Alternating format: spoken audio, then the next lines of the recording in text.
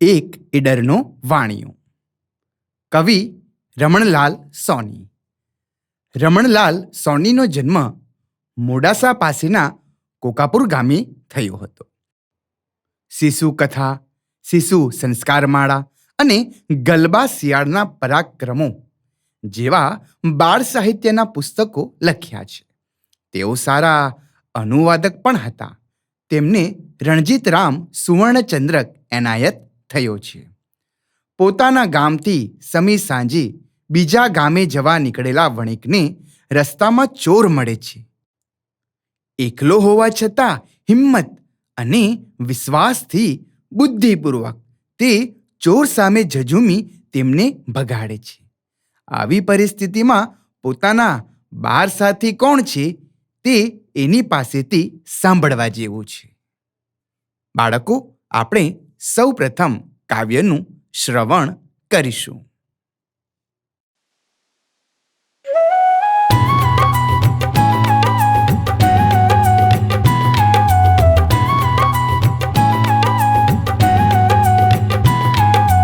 એક ઈડરનું વાણિયું, ધૂળો એનું નામ, સમી સાંજનો નીકળ્યો જવા કોટડે ગામ. રસ્તે અંધારું થયું, ચડ્યો બીજી વાટ, જંગલમાં ભૂલો પડ્યો, દિલમાં થયો ઉચાટ. પણ હિંમત એણે ધરી, મનમાં કર્યો વિચાર, નથી કદી હું એકલો, સાથી મારી બાર.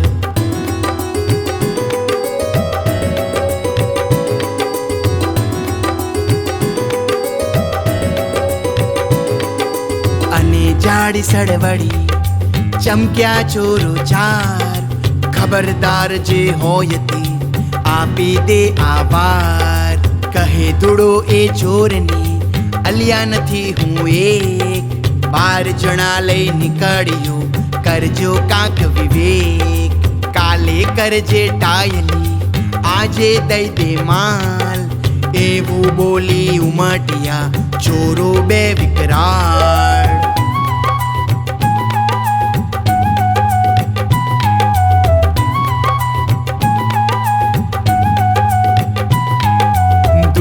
કૂદ્યો કોથળો, વીજે સબો સબ, હતા કોથળે કાટલા, વાગે ધબો ધબ.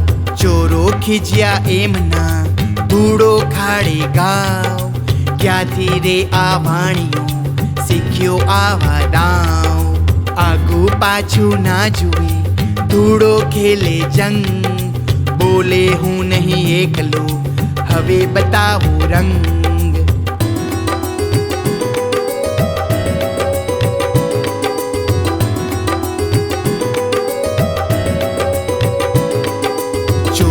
ચોક્યા એકમાં, હોય આટલું જોર, 12 જણા જો છૂટશે, થશે આપણી ગોર.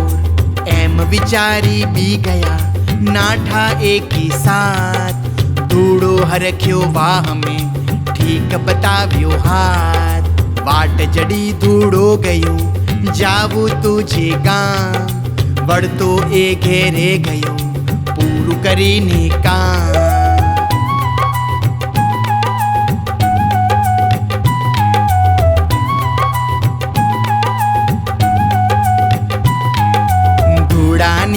વાર્તા પૂછે બાળ તમામ, કોણ બાર તમે હતા, હવે ગણાવો નામ. ધૂળો કહે આ હાથ બે, 2 આંખો 2 પાય, 4 કાટલા કોથળે, મળી એમ 10 થાય.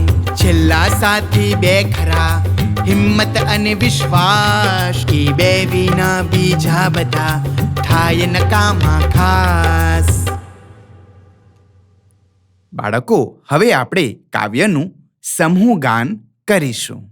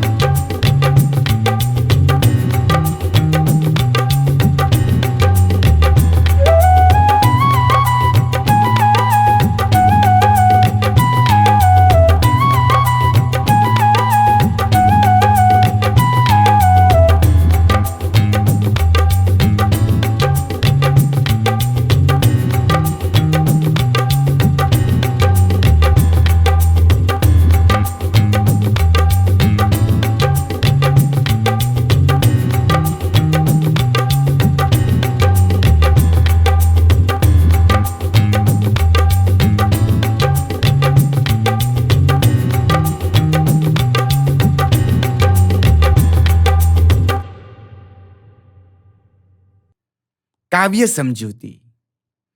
એક ઈડરનો વાણિયો, ધૂળો એનું નામ. સમી સાંજનો નીકળ્યો, જવા કોટડે ગામ. ભાવાર્થ: ઈડર ગામમાં એક વાણિયો રહેતો હતો.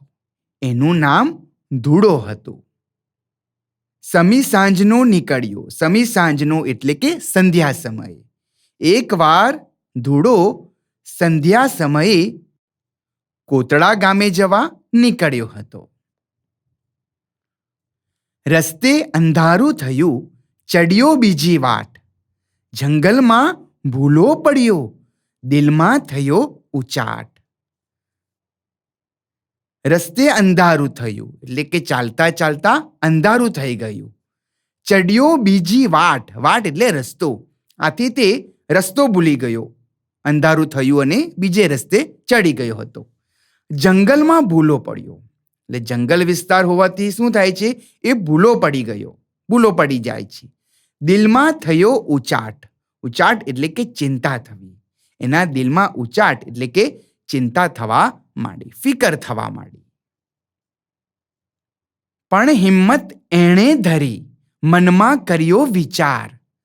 નથી કદી હું એકલો, સાથી મારે બાર. પણ હિંમત એણે ધરી એટલે પણ એ તો હિંમતવાન હતો. એણે હિંમત રાખી, મનમાં કર્યો વિચાર. અને એણે શું કર્યું? મનમાં વિચાર કર્યો. નથી કદી હું એકલો, સાથી મારે બાર. હું એકલો થોડી છું. સાથી મારે બાર એટલે કે મારી સાથે મારા 12 સાથીઓ છે. પછી મારે શા માટે ડરવાનું હોય? અને ઝાડી સળવળી, ચમક્યા ચોરો 4. ખબરદાર, જે હોય તે આપી દે આ વાર. અને ઝાડી સળવળી એટલે કે બરાબર આ જ સમયે ઝાડીમાં સળવળાટ થાય છે. ચમક્યા ચોરો 4. ઝાડીમાં એને 4 ચોર દેખાય છે. આ ચોરો કહે છે કે ખબરદાર, તારી પાસે જે હોય એ બધું અમને આપી દેજે. કહે ધૂળો એ ચોરને, અલ્યા નથી હું એક. 12 જણા લઈ નીકળ્યો, કરજો કાંઈ વિવેક. કહે ધૂળો એ ચોરને. ધૂળાએ ચોરોને કહ્યું, અલ્યા નથી હું એક. અરે ભાઈ, હું કઈ એકલો નથી. મારી સાથે બીજા 12 સાથીઓને લઈને નીકળ્યો છું. કરજો કાંઈ વિવેક. એનો અર્થ થશે તેથી કંઈક વિચાર કરજો. હું એકલો નથી, બીજા 12 જણા મારી સાથે છે. કાલે કરજે ટાયલી, આજે દઈ દે માલ. એવું બોલી ઉમટ્યા ચોરો 2 વિકરાળ. એટલે આવું સાંભળતા ઝાડીમાંથી 2 ભયાનક ચોરો બહાર નીકળ્યા. ઉમટ્યા ચોરો 2 વિકરાળ એટલે કે 2 ભયાનક ચોરો બહાર નીકળ્યા અને કહ્યું, ભાઈ, તારી આ ટાયલી. ટાયલી એટલે કે દોઢ ડહાપણ. ટાયલીનો અર્થ થશે દોઢ ડહાપણ. એ બધી રહેવા દે, આજે દઈ દે માલ. આજે તો તારી પાસે જે માલ, જે રૂપિયા છે તે અમને તું દઈ દે. ધૂળો કૂદ્યો કોઠડો, વીંજે સબોસબ. હતા કોઠડે કાટલા, વાગે ધબોધબ. અર્થ થશે કે ધૂળો તો ચેતીને કૂદી પડ્યો. ધૂળો કૂદ્યો એટલે ધૂળો તો ચેતીને કૂદી પડ્યો. કોથળો વીંજે સબોસબ અને સબોસબ એની પાસે રહેલો કોથળો વીંજવા લાગ્યો. હતા કોથળે કાટલા. તો એ કોથળામાં શું હતું? કાટલા હતા, વજનિયા. વળી એ કોથળામાં કાટલા એટલે કે વજનિયા હતા. એ ધબોધબ ચોરોને વાગવા લાગ્યા. વજનિયા તો લોખંડના હોય. એ વજનિયા ક્યાં સંતાડેલા હતા? કોથળામાં. અને કોથળો એ ધૂળો વીંજતો હતો ચારે બાજુ. ને એ કાટલા એ વજનિયા ચોરોને ધબોધબ વાગવા લાગ્યા. ચોરો ખીજ્યા એમના ધૂળો ખાડે ઘાવ. ક્યાંથી રે આ વાણિયું શીખ્યો આવા દાવ? ચોરો ખીજ્યા એટલે કે આ જોઈ ચોરો ખૂબ ખીજાઈ ગયા. એમના ધૂળો ખાડે ઘાવ અને વિચારવા લાગ્યો કે આ ધૂળાને વળી કઈ રીતે ખાડવો એટલે કે અટકાવવો. આ વાણિયું આ બધા ઘા ચૂકવી દે એવા દાવ ક્યાંથી શીખ્યો હશે? આઘું પાછું ના જુએ, ધૂળો ખેલે જંગ. બોલે હું નહીં એકલો, હવે બતાવું રંગ. ભાવાર્થ, આઘું પાછું ના જુએ એટલે કે ધૂળો તો આગળ પાછળ જોયા વગર ખેલે જંગ એટલે કે જંગ ખેલવા લાગ્યો. આગળ પાછળ જોયા વગર ધૂળો જંગ ખેલવા લાગ્યો. બોલે હું નહીં એકલો અને કહેતો જાય હું કાંઈ એકલો નથી. હવે બતાવું રંગ એટલે કે હવે જોઈ લો મારો રંગ તમે. ચોરો ચોંક્યા, એકમાં હોય આટલું જોર, 12 જણા જો છૂટશે થશે આપણી ગોર. ચારે ચોર ચોંકી ઉઠ્યા. એકમાં હોય આટલું જોર કે એટલા આ વાણિયામાં આટલું જોર છે તો 12 જણા જો છૂટશે તો એના 12 જણા જો આ છૂટશે તો નક્કી આપણી ઘોર એટલે કે કબર ખોદાશે. થશે આપણી ઘોર. ઘોર એટલે કે કબર. આપણી કબર ખોદાશે. એમ વિચારી બી ગયા નાઠા એકી સાથ. ધૂળો હરખ્યો વાહ મેં ઠીક બતાવ્યો હાથ. સમજૂતી થશે કે એવું વિચારી બી ગયા. આવું વિચારી ચોરો બધા બી ગયા અને નાઠા એકી સાથે નાસી ગયા. ધૂળો હરખ્યો. ચોરોને નાસી જતા જોઈને ધૂળો આનંદમાં આવી કહેવા લાગ્યો કે વાહ મેં ઠીક બતાવ્યો હાથ. વાહ, આજે તો મેં આ ચોરોને મારી તાકાતનો બરાબર પરચો બતાવ્યો છે. વાટ જડી ધૂળો ગયો જાવું તું જે ગામ, વળતો એ ઘેરે ગયો પૂરું કરીને કામ. વાટ જડી એટલે કે શું? વાટ એટલે કે રસ્તો. પછી ધૂળાને રસ્તો મળી જતા જાવું તું જે ગામ, એને જે ગામ જવું હતું ત્યાં ગયો. વળતો એ ઘેરે ગયો એટલે ત્યાં એ કોટડા ગામ જઈને પોતાનું કામ પૂરું કરીને પાછો પોતાના ઘરે આવી ગયો.